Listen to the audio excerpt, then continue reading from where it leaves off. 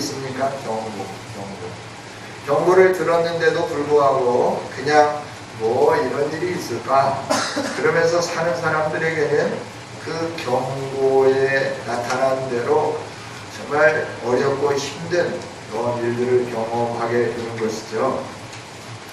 2차 세계대전이 끝나갈 무렵이죠. 1945년 8월 일본 히로시마 근처에는 미국에서부터 보낸 삐라가 저 공중에서부터 떨어졌어요. 머지않아 이곳에 원자폭탄이 떨어지게 될 거다. 이곳에 있는 시민들이요, 희양소서. 사람들이 웃는 거예요. 야, 미국 너희들이 뭘 알아? 우리가 지금 진주만도 공격하고 너희 함대들을 가미가대가 계속해서 파괴하고 너희들 이제 본토도 얼마 남지 않아서 그런데 무슨 원폭이 일본에 떨어진다는 거 아니야? 너희들이 어떻게 와? 제공권도 우리에게 빼앗겼는데. 그러면서 그곳을 떠나지 않았죠.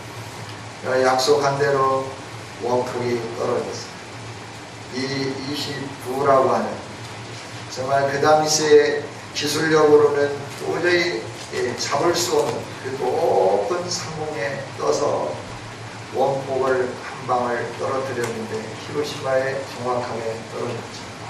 그 원폭으로 인하여 수많은 사람들이 어려움을 겪게 됩니다. 지금도 원폭 피해자들의 후손들이 계속해서 그 아픔을 호소하고 있는 것을 보게 되죠. 오늘 우리가 하나님으로부터 또 주변에 있는 사람들로부터 경고의 메시지를 들으면서 그 경고 소리에 귀 기울이면서 우리의 있는 삶에서부터 돌이킨다고 하면 우리의 인생이 새로워지고 놀라운 하나님의 은혜를 경험하게 될 것이지만 그렇지 않는다고 하면 참 어려운 인생의 최후를 맞게 된다 하는 거예요. 어느 이발소가 있었습니다. 그 이발소에 단골 손님이 있었는데요. 어느 날 그 이발소에 머리를 손질하기 위해서 왔어요. 그 손님의 머리를 손질하면서 이발사가 가만히 보니까 이 손님의 입술에 상처가 있는 거예요. 그래서 손님, 입술에 상처가 있는데요. 아, 예, 그거 별거 아닙니다. 담배 피다가 담배 뿌리기 위해서 그렇게 된 거예요. 뭔가 병이 있으신 것 같은데요.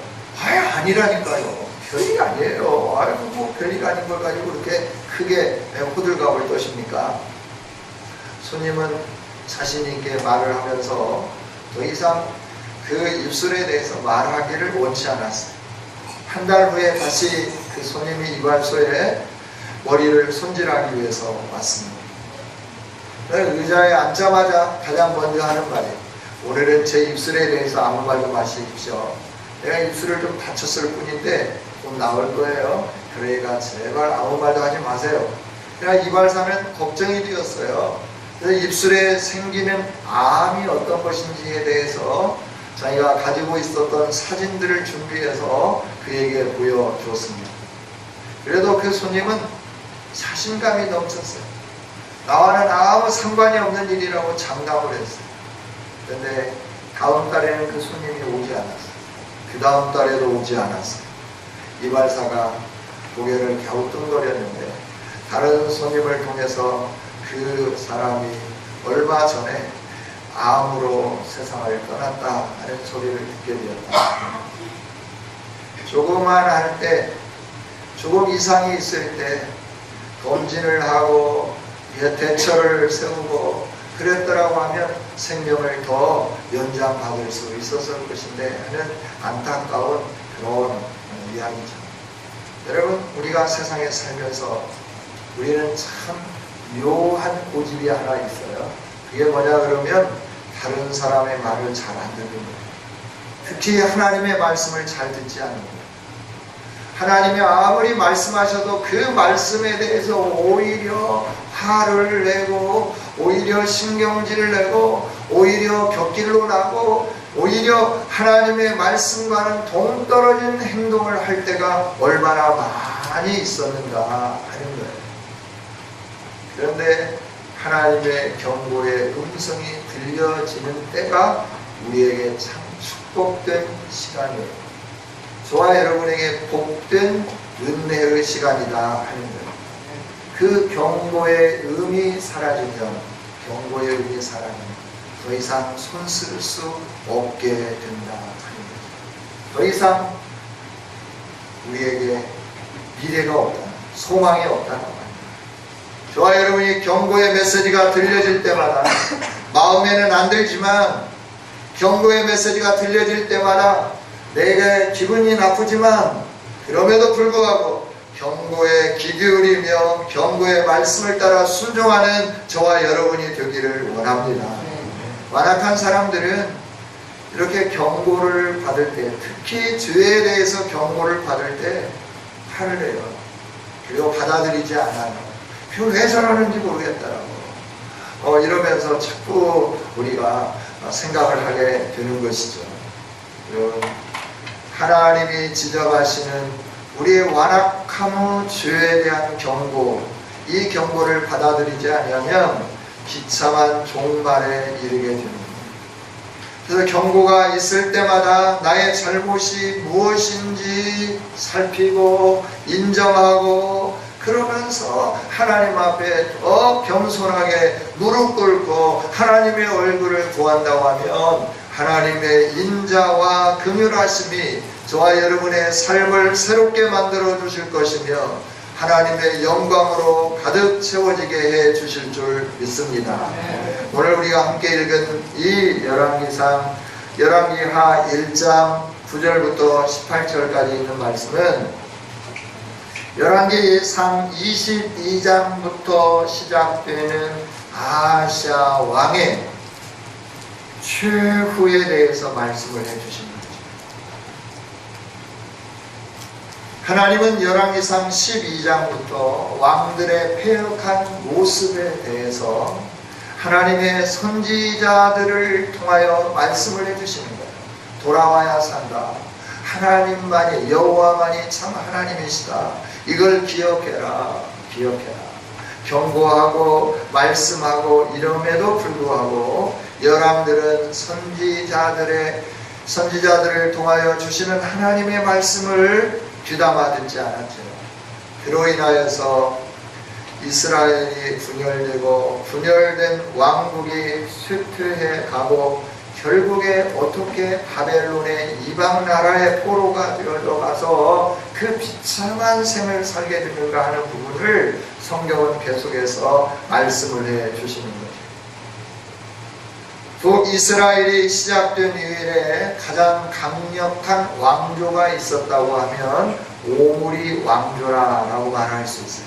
오므리부터 시작된 왕조예요. 그래서 이제 오므리부터 시작된 이 왕조가 북이스라엘의 가장 강력한 나라를 형성한 왕조였다. 이렇게 역사학자들은 평가를 하죠.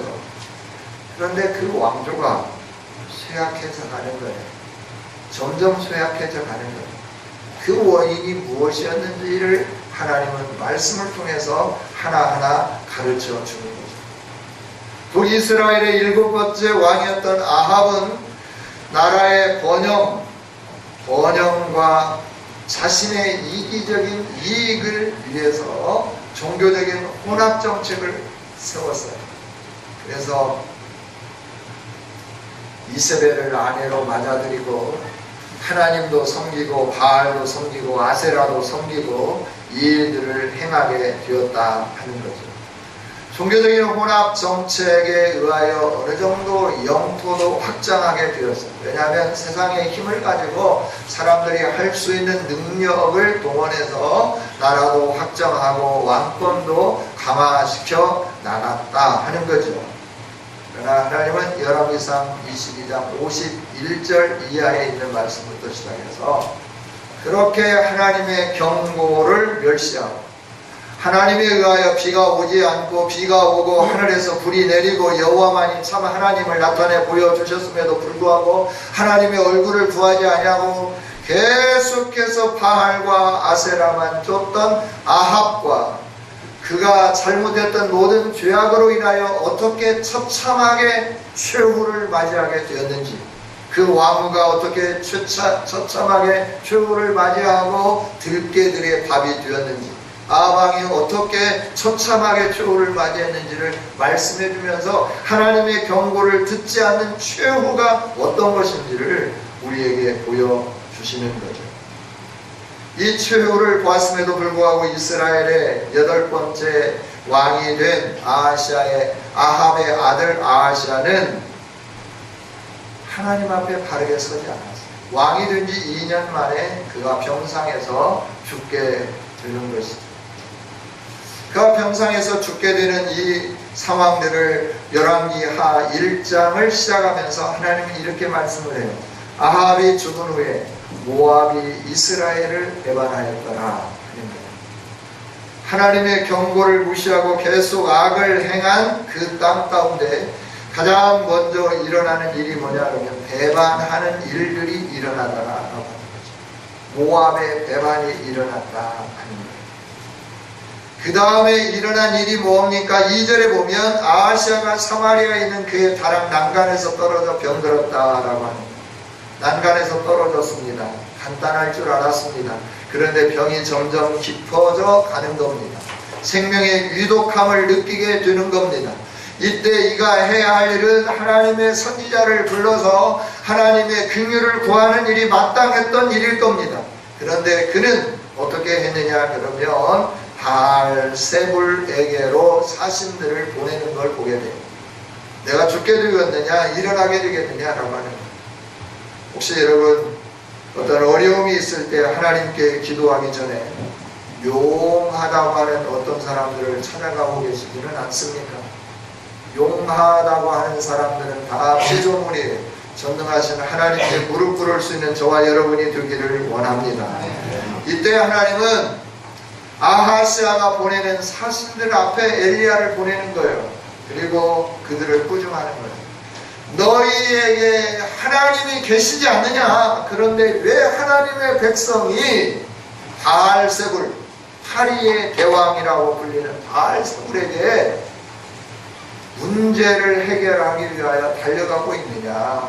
너의 주군에게 전해라. 반드시 그 침상에서 일어나지 못하고 죽을 거다. 이 신하들이 무서워서 바알세불에게 가지 아니하고 자기 주군에게 가죠. 어찌 이렇게 빨리 왔냐? 아니 어떤 사람이 나타나가지고 막 책망하면서 주군에게 다시 돌아가라고 해서 왔습니다. 뭐라고 말하되 주군이여 죄송합니다. 우리 말이 아니고 그 사람 말인데요. 침상에서 절대 일어나지 못한다고 그러는데요. 어떻게 생겼더냐? 예, 가슴에는 털이 있고요. 그리고 허리에는 가죽띠를 띄었던데요.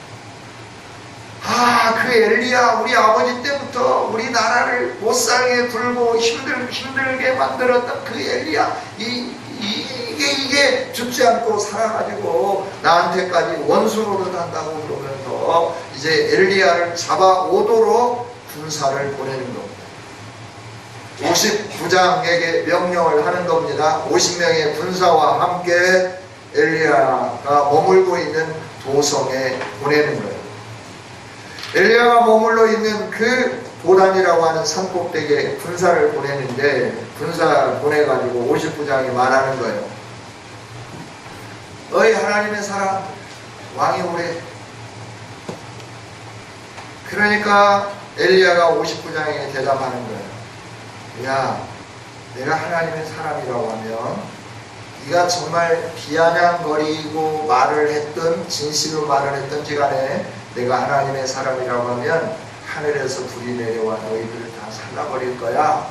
이렇게 대답을 하니까 하늘에서 진짜 불이 내려와서 군사 50명을 살라버립니다. 이 소식을 들은 왕이 다시 50부장과 함께 군사 50명을 엘리야에게 보냅니다. 또 이 사람도 엘리야에게 말하는 거예요. 어이 하나님의 사람 너 말이야 왕이 빨리 오라는지 너 왜 이렇게 말 안 듣고 그러냐? 빨리 내려와라 가자 이러는 거예요. 이럴 때 또 엘리야가 대답합니다. 내가 만일 하나님의 사람이면 불이 하늘에서 내려와 너와 너의 50명을 살 거다. 하늘에서 불이 내려옵니다. 그리고 군사 50명을 살라버립니다. 그도 같이 살라고 해요. 세 번째 59장을 보냅니다. 그때 59장에 와서 엘리야 앞에 겸손히 무릎을 꿇습니다. 하나님의 사랑이여, 나의 생명과 당신의 종인 이 50명의 생명을 귀하게 보아주세요. 귀하게 보아주세요. 하나님의 사랑이여, 불쌍히 여겨달라고, 우리를 긍휼히 여겨달라고 애원하게 되는 것이죠. 이럴 때 하나님이 엘리야에게 말씀합니다. 두려워하지 말라, 내가 너와 함께한다, 가라 라고 말씀합니다. 엘리야가 일어나서 그 59장과 함께 아하시아 왕 앞에 섭니다. 그리고 말을 합니다. 여호와의 말씀이 내가 사자를 보내 에그론의 신 바알세불에게 물으려 했던 그때 하신 말씀처럼 이스라엘에 하나님이 계시지 않아서 네가 이렇게 패역한 일을 했느냐? 너가 올라간 이 침상에서 내려오지 못할 거다, 반드시 죽을 거다 했다. 그대로 죽었고 그 다음에 그의 동생 여호람이 이스라엘의 9번째 왕이 되었다. 이렇게 말씀을 해주는 것이죠. 여러분, 하나님의 경고의 메시지를 듣지 아니하고 끝까지 하나님을 거역하고 하나님의 사람들을 오만방자하게 불순하게 대했던 그 인생이 어떻게 최후를 맞이하게 됐는지 우리로 하여금 보게 하면서, 하나님은 저와 여러분이 이 시대를 살아가는 동안에 전능하신 하나님, 왕 되신 하나님, 모든 것의 주권자 되신 여호와 하나님을 신뢰하며 여호와 하나님 앞에 모든 것을 맡기며 하나님의 얼굴을 구하는 백성들이 될 수 있기를 권고하고 계시는 줄 믿습니다. 저 여러분이 하나님 얼굴을 구하는 아름다운 성도들이 되기를 원합니다. 할렐루야. 하나님을 무시하면 안 되는 거예요. 하나님이 우리에게 여러 가지 환경을 통해서 말씀하는 거예요. 개인적으로 말씀하고, 지역적으로 말씀하고, 국가적으로 말씀하고, 온 세계적으로 말씀하시는 거예요. 그때 우리들은 그 사건들을 바라다보며 주님의 음성을 들을 수 있는 아름다운 성도들이 되어야 할 줄 믿습니다. 우리나라에 창고란 게 뭐예요? 빛만 해도 사람들이 의심하는 거예요. 그래서 사람들이 모이는 곳에 가기를 꺼려하는 거예요. 병원도 아파도 잘 안 가요. 왜냐하면 병원에 가서 또 감염될까봐 두렵기 때문에 안 가는 거예요. 메르스. 하나님은 이 메르스를 통해 우리 대한민국에 뭘 경고하고 계십니까? 살아계신 하나님을 배반하면서 살아가는 대한민국을 향하여 이 나라의 주권자는 다 여호와 하나님이다, 정신 차려라 말씀하고 계시는 줄 믿습니다. 저 여러분이 정신 차려야 됩니다. 여러분, 성소예자, 성소수예자, 성적으로 소수이지만 사랑을 받아야 된다라고 말하는 사람들이 성소수예자예요. 성소수. 이들이 행하는 게 뭡니까? 하나님의 법칙을 깨뜨립니다. 하나님의 법칙이 뭐예요? 한 남자와 한 여자를 하나님이 창조하셨습니다. 바울 사도를 통해서도 하나님 말씀을 하십니다. 그 말씀이 무엇입니까? 하나님은 영이 유효할지라도, 하나님은 영이 능력이 있으실지라도 이 세상 가운데 한 남자와 한 여자만 창조하셨느니라. 그래서 한 남자가 한 여성하고만 결혼해야 하느니라 라고 말씀을 해 주시는 거예요. 그런데 이 세상이 점점 배부르게 되고 든따숩게 되고 부유하게 되고 편안해지게 되니까 어느 쪽으로 사람들이 생각하느냐 하면 동성애끼리 동성끼리 결혼하고 동성끼리 사랑하는 이 일들이 일어나기 시작합니다. 이 일들이 이 땅 가운데 있어지게 됩니다. 여러분, TV에 보면 웃기려고 하지만 남자들이 여자처럼 화장하고 나와서 웃기는 모습을 보면서 우리 모두는 그냥 웃고만 있는 거예요. 심각한 하나님의 권위에 대한 도전임을 우리는 생각할 겨를도 없이 그냥 웃고 즐기다가 지날 때가 얼마나 많이 있는가라고 하는 거예요. 우리 그리스도인이지만 저것이 잘못되었다고 말하는 사람은 아무도 없었다고 하는 것이죠. 그냥 지나쳤다라고 하는 거예요. 여러분,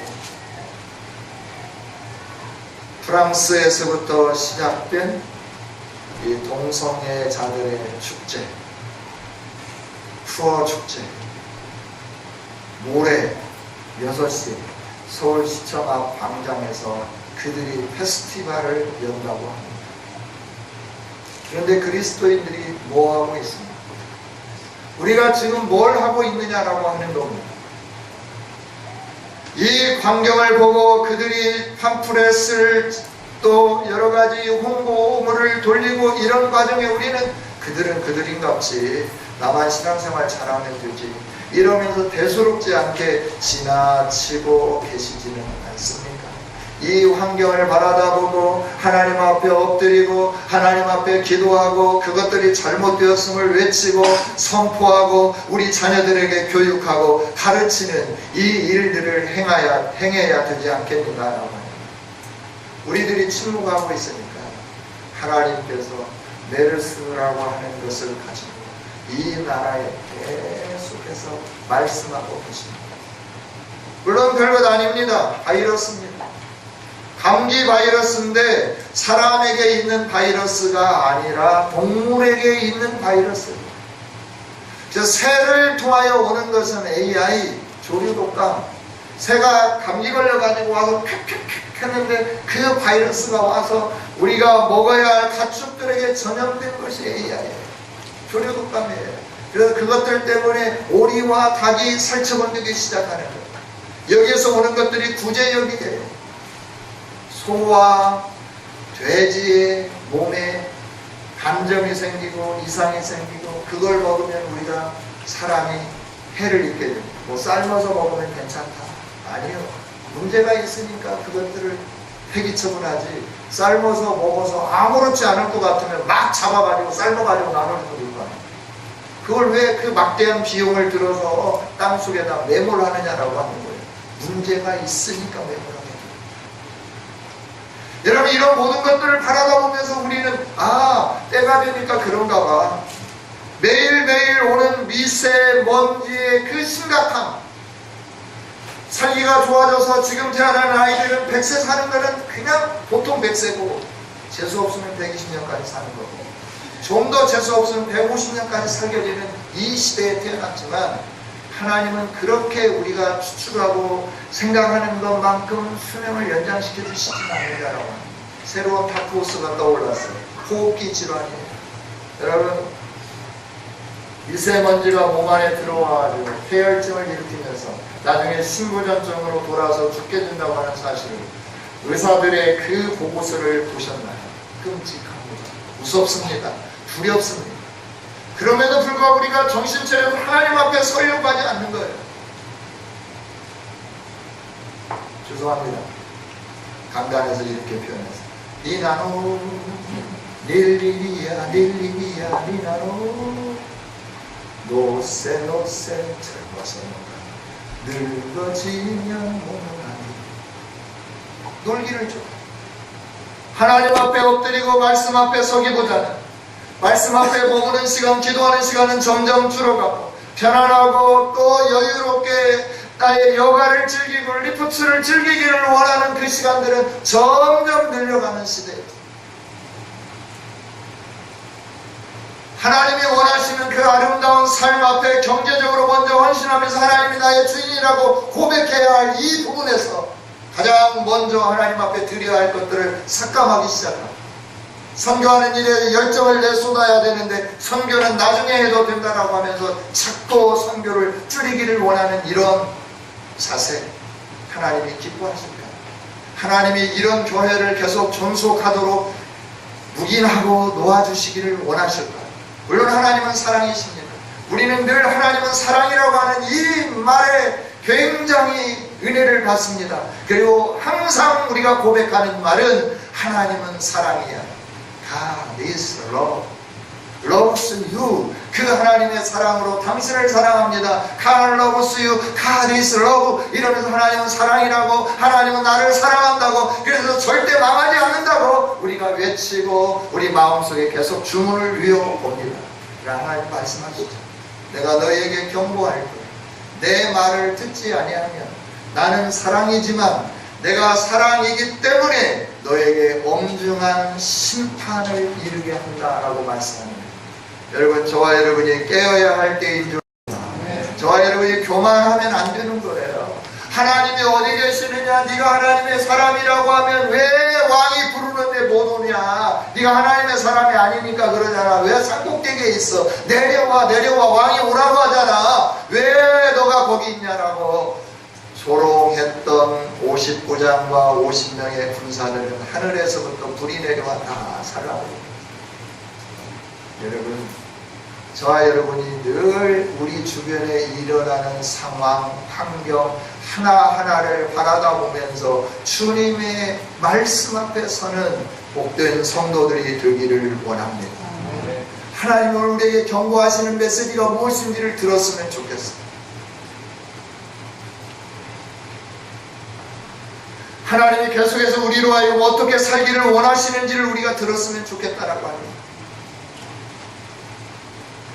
하나님께서 말씀을 가지고 교훈하시고 책망하신다고 하는 말씀에 우리는 책망 들으면 두렵죠. 왜냐하면 부모님으로부터 늘 책망을 들었어요. 너는 이것도 못하냐, 이 바보 같은 놈아. 너는 왜 이것도 못하느냐, 이 어리석은 녀석아. 이러면서 늘 비교하고 아무개 집 아들은 뭐 너보다도 더 어린데 심부름도 잘하고 뭐 이러는데 너는 이것도 못하냐, 뭐 이러면서 비교하고 그러면서 무시당하고 이런 삶을 사니까 우리가 책망 들으면 일단 두렵게 듣기 시작하는 거예요. 왜? 뭔가 나를 인정하지 않는 어떤 말이 자꾸 나올 거야 라고 생각하기 때문에. 하나님이 책망하시는 거는 그렇게 책망하시는 게 아니라 우리의 정체성을 알려주십니다. 너는 나의 사랑하는 백성이라고 하는 정체성을 알려주시는 거예요. 그리고 우리의 가치관을 알려주시는 거예요. 하나님의 백성으로서 내가 어떤 가치관을 살아야 하는지를 알게 해주시는 거예요. 문화관을 알려주시는 거예요. 세계관을 가르쳐주시는 거예요. 이 세상의 역사관을 보게 해주시는 거예요. 이게 하나님의 말씀이 하는 기능입니다. 저와 여러분으로 하고 너는 하나님의 사람이다. 그래서 너는 이런 가치관을 가져야 된다. 너는 이런 문화관을 가져야 된다. 너는 이런 예술관을 가져야 된다. 너는 이런 세계관, 월드뷰를 가지고 내가 원하는 삶을 이렇게 살기를 원한다. 이걸 자꾸 가르쳐주시는 것이 하나님의 말씀의 기능인 책망이다라고 하는 거예요. 여러분, 저와 여러분이 늘 하나님 말씀 앞에 서야 할 이유가 여기 있습니다. 하나님의 말씀 때문에 모든 것들이 유지되고 있는 것을 믿으시기를 원합니다. 하나님이 말씀을 거두시면 이 세상의 모든 것들이 다 뒤죽박죽이 됩니다. 수요일마다 창세기 말씀을 우리가 같이 살핍니다. 창세기 7장에 있는 대홍수의 사건들을 살피며 나가고 있습니다. 그냥 홍수 사건으로 지나쳐 본다고 하면 비가 많이 왔기 때문에 그렇겠지라고 생각을 하는 거예요. 그러나 하나님은 거기에서 우리에게 이번 주 수요일에 다시 말씀을 드리겠지만 우리에게 분명하게 가르쳐 주시는 것이 있습니다. 이 세상의 모든 것이 유지되는 것은, 창조의 질서대로 유지되는 것은 하나님의 말씀이 지금도 그들을 지배하고 있기 때문이다 라고 하는 겁니다. 하나님의 말씀을 거두시면 이 지구는 다 덮이게 되어 있어요. 창세기 1장 2절에 뭐라고 말씀해요? 이 땅은 불균형적이었고 부정형이었고 물로 가득 채워져 가지고 쓸모없는 땅이었다. 이게 창세기 1장 2절에 있는 말씀입니다. 근데 여기에 하나님의 말씀이 임하는 겁니다. 빛이 있으라 하심에 빛이 있었고 물이 나뉘라 하심에 물이 있었어요. 물이 나뉘었어요. 그 물이 나뉘어서 하늘의 물, 궁창과 이 땅의 물로 나뉘어진 겁니다. 그 말씀을 거두면 어떻게 돼요? 하늘의 물들이 다 밑으로 내려오게끔 되어 있습니다. 또 또 하나님이 말씀하실 때 뭐라고 말씀하셨습니까? 육지와 바다로 나뉘어 물이 한 곳으로 모여라 라고 말씀하시니까 그 명령에 따라 물들이 착착착착 모여서 모래 경계선에 의하여 더 이상 물이 땅을 덮지 않도록 하고 있는 거예요. 만유의 인류 법칙이 끌어당겨서 조수 간만의 차 때문에 우리 인간이 발견한 지혜는 거기까지예요. 그러나 신앙인들은 좀 더 깊게 봐야 돼요.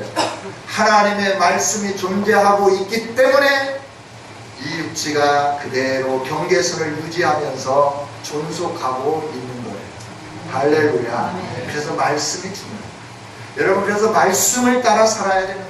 그래서 말씀의 경고를 무시하면 안 되는 거예요. 하나님 뭐라고 말씀하시는지 그 말씀을 가슴에 새기고 그 말씀을 따라 사는 저와 여러분이 되어야 할 줄 믿습니다. 하나님 말씀을 지켜 순종하면 내가 너에게 은혜와 복을 준다. 그 은혜와 복이 자손 만대에 이르게 하겠다. 그러나 네가 만약에 불순종한다고 하면, 내 말을 무시한다고 하면 내가 너에게 저주를 내리겠다. 하나님이 분명하게 선언하신 약속의 말씀이잖아요. 그런데 우리는 이 약속의 말씀을 무시할 때가 너무나 많이 있다는 거예요. 내 마음대로 살 때가 너무나 많다라고 하는 거예요. 하나님의 말씀은 말씀이고 나이고, 하나님이 원하시는 삶은 삶이고 나의 삶은 삶이고, 내 생활은 내 생활이고 나의 환경은 환경이고, 그래 내 환경 좀 봐요. 내가 어떻게 말씀을 지키면서 살 수도 있겠는지 하나님 어떻게 좀 바라보세요. 이러고도 지금 내가 이렇게 살고 있는데 뭐 나보고 더 뭘 어쩌라는 거예요. 어쩌라고. 하나님 이제 그만합시다. 제발 좀 그만합시다. 징해 죽겠네. 이러면서 더 이상 하나님의 음성을 듣지 않으려고 우리들이 얼마나 몸부림치는지 몰라요. 눈 감고 귀 닫고 그리고 보지 않으려고 하고 듣지 않으려고 하는 것이 우리들의 오늘의 습성이다라고 하는 거예요. 하나님 말씀해 주십니다. 사랑하는 교우들아, 사랑하는 나의 백성들아, 내가 너희에게 나의 모든 것을 다 주기를 원한다. 네가 내 아들 예수 그리스도 안에서 내 백성이 되었는데, 내 아들이 되었는데 내가 주는 이 은혜와 복을 누려야 되지 않겠느냐? 그런데 왜 자꾸 내 말을 떠나서 곁길로 가고 있느냐? 이제 돌아오라라고 말씀합니다. 그걸 구약 이스라엘의 역사를 통하여 우리에게 보여주는 거예요. 왕들의 행적을 통하여 저와 여러분에게 말씀해 주시는 거예요. 왕들의 행적을 통하여 하나님이 어떻게 그 왕들에게 일하시고 행하셨는지를 분명히 우리 눈을 떠서 바라다보며, 오늘 이 시대에 나에게는 그 왕들과 같은 패역함이 없는지, 그 왕들과 같이 잘못됨은 없는지 다시 한번 돌아다보면서 하나님께로 돌아가는 저와 여러분이 되기를 원합니다. 이게 살 길입니다. 이것이 우리가 살아갈 길이라고 하는 겁니다. 다른 길은 없다라고 하는 겁니다. 다른 길은 없습니다. 정말 다른 길은 없습니다. 하나님은 아하시아의 이 사건을 통하여 9절부터 18절까지 있는 말씀, 우리가 읽은 걸 보면 59장을 3번 파송한 거고, 마지막 절에 간 그 59장이 겸손하게 엘리야에게 무릎 꿇는 거고, 그리고 그와 함께 와서 하나님이 앞전에 말씀하신 그대로 다시 말하고 그대로 이루어졌다, 그것밖에 없어요. 아주 간단하고 아주 군더더기 없는 하나님의 메시지이지만, 아하시아의 왕적을 열왕기상 22장 15절 이하부터 우리로 하여금 보게 하시면서 그가 어떻게 하나님 앞에 서 있었는가,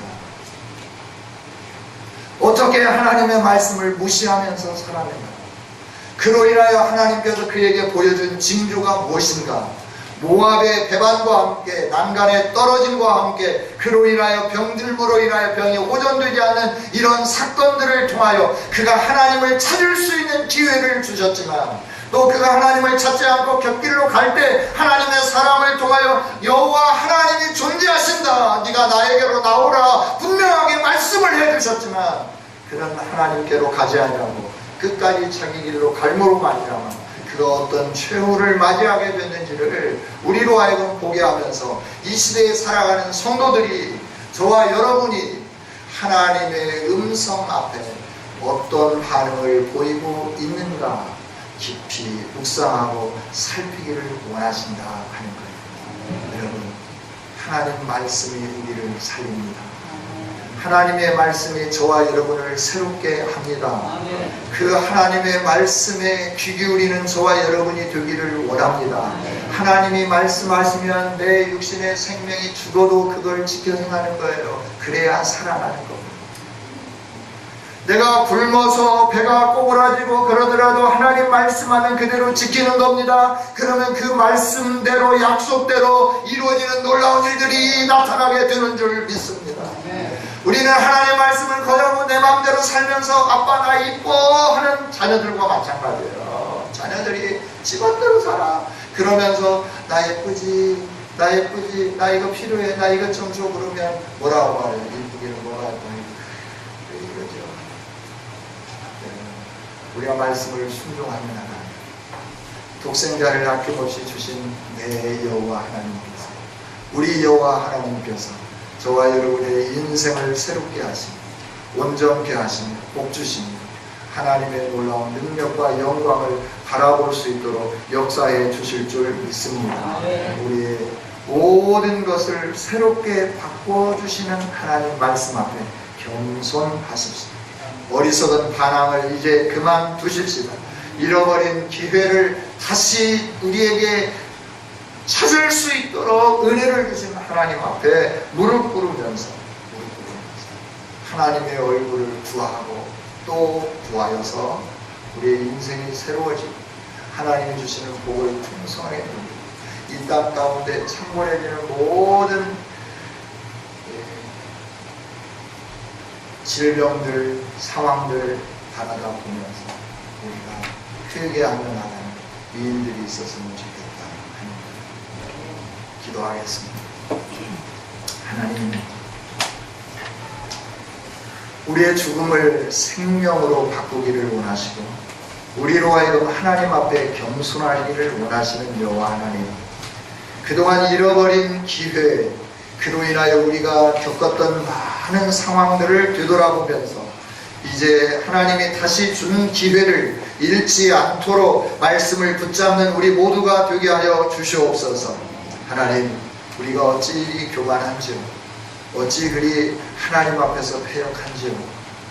그러나 하나님 우리를 버리지 아니하시고 끝까지 품에 안으시면서 기회 주시고 다시 한번 회복할 수 있도록 은총을 주셔서 감사합니다. 하나님 감사합니다. 이제 말씀대로 살기를 원합니다. 도와주시옵소서.